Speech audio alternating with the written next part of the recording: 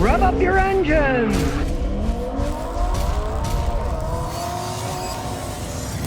Well, Ford is now talking about possibly making a small van based on the Ford Maverick in 2025. Let's see if they do. It would be interesting. They have a hit in their hands with the Ford Maverick truck because they found out, like, gee, no duh, people don't all want $91,000 gigantic pickup trucks. Some people want smaller ones. They're very popular back in the day. And then for some reason, we want to make big ones. Well, we all know what the reason is. Big ones cost more. They have a higher profit margin, so of course they want to sell you big stuff. Do you think a jeweler wants to sell you a little tiny diamond ring? No, he wants to sell you a 3-carat one for a fortune, so he makes more money. That's just the way it works, right? Ford found out people do like small pickup trucks that have front-wheel drive, that ride more like a car, that have 4 doors and not just 2, and at an affordable price. So, will they be making this Ford Maverick-based van? Some people want a small van. A lot of working guys want a nice small van. They don't necessarily need a big giant van, especially if they work in electronics.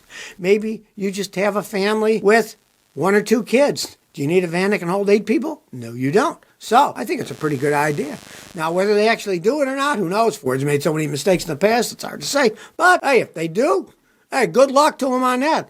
The Maverick's selling like hotcakes. If they made a van derived from it, sounds like it'd be a pretty good idea to try out. Wilma John says, I got a 2024 RAV4 that has a transmission noise.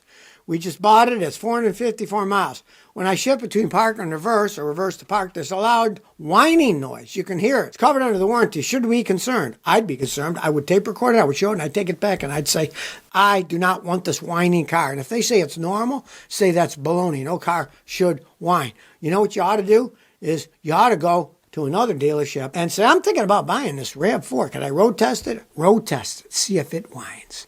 If it doesn't whine, say I just road tested a new one and video it with your camera. Didn't whine at all. Mine's whining, fix it. Or I want my money back. Whining, when you put it in gears, that's bad news. That means maybe there's a bearing. Maybe they didn't build something right. Toyota is starting to have more quality control problems than they've had in the past, that's for sure. So, do what I said. Go to another dealer before you even try to get it fixed. Road test another new 2024 RAV4, and if it doesn't make that noise. Now, if it does make the noise, it would mean that's an endemic problem, that they're all making it because they didn't build something right. And, of course, Toyota will stonewall you until something really goes bad, and then they'd have to fix it free, like the 100,000 engines they're replacing on the Tundras and stuff. But it takes a while. I would be concerned. I'd make a point of showing them, and especially if you road test one, new one at another dealer, and it doesn't whine, yours is a problem, the other one doesn't. Make them fix it, or make them give you another car. Deshaun Tumac says, I'm thinking about purchasing a 2015 Dodge Ram Hemi. It's a Ram 1500 with 70,000 miles. Is it a good deal? Maybe, maybe not. Here's the problem. The Hemi engines, they redesigned it for more horsepower. And they put the cam, which is usually about here, higher up in the engine to get more horsepower. But the way it used to be lubricated, when the crank spun, it would throw oil at idle and low speeds to lubricate the cam. The new position up higher, if you idle the car a lot or drive at really low speeds, 10, 15 miles an hour or less all the time, cam doesn't get lubricated and it burns up. I have customers with the 2015s. They have no problems at all. They knew about the problem. So they don't idle their vehicle. If they're sitting at a railroad track, they shut it off. They don't let it sit and idle with the AC on to cool themselves off. They shut it off, roll the windows down. They don't drive at just low speeds. I have customers that drive on the highway all the time. They run fine. They don't burn any oil. They don't make any noise. But if it wasn't taken care of and idled all the time, and if you look at it and it's making clacking noises in the engine, run away. It'd mean the whole engine needs to be rebuilt. It was a design flaw. What you'd want is, if you're going to buy that thing, don't think about touching it until a guy like me, a good mechanic, checks it out and says, no, this engine's in good shape. We do a bunch of tests. We put our fancy computer. We could see if the cam had wear by looking at the data from the cam on our fancy scan tools. We'd say, no, it's not worn. Or we'll say, oh, no, that thing's 25% worn. Don't buy it. That's where mechanics come to the forefront. If you're buying a used car, find a good mechanic to check it, who's actually going to check it out with his fancy equipment. And then you can say yay or nay. And in that case, if the cam's worn, nay. Well, the Germans have invented a type of teleportation, and they call it the Scotty activator. Not named after me, named after Scotty from Star Trek, right? Transporting people around. Now, the thing is, they're not actually transporting people. What they're doing is they're transporting information to copy things. So, let's say you want to copy this. Okay, you put it in the machine scans it, and then somewhere else in the world, whoop, the computer sends the information to a 3D printer, and on the other side, the 3D printer prints up your thing. So it's a type of teletransportation, right? They're transporting all the idea of the thing somewhere else where it's printed on a 3D printer. Now, of course, you can't make giant things. You can't make living things, right? It's just inanimate objects. But hey, maybe it's a beginning. Maybe they'll be able to do people. Who the heck knows? It uses a scanning technique where an object is scanned section by section. The scanned data is then sent through an encrypted channel to a 3D printer at another location, usually in a different country, where it prints it up. Now, of course, currently it can only teleport objects of one type of material, which is plastic derived. It can't even make a book because a book's made out of different things, different materials. It only can do one material. They're always trying to figure out what to do with these 3D printers, but they have a very limited use.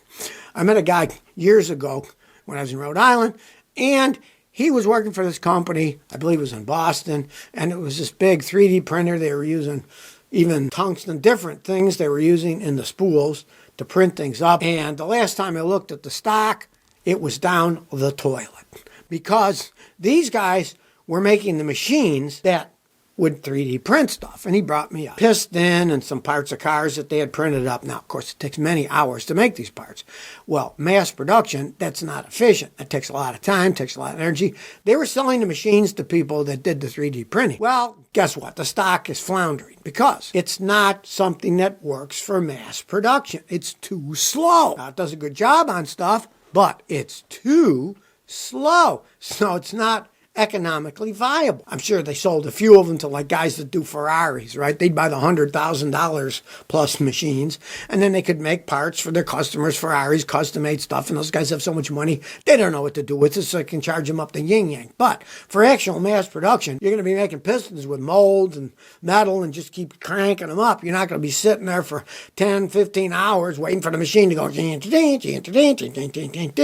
they also sometimes have a problem with the structural integrity of the object they actually print. You're better forging something than you are printing it. It's going to be structurally stronger if it's forged. That's the strongest way of doing it. Not even cast, but forged. And these things are printing it by melting it and building up.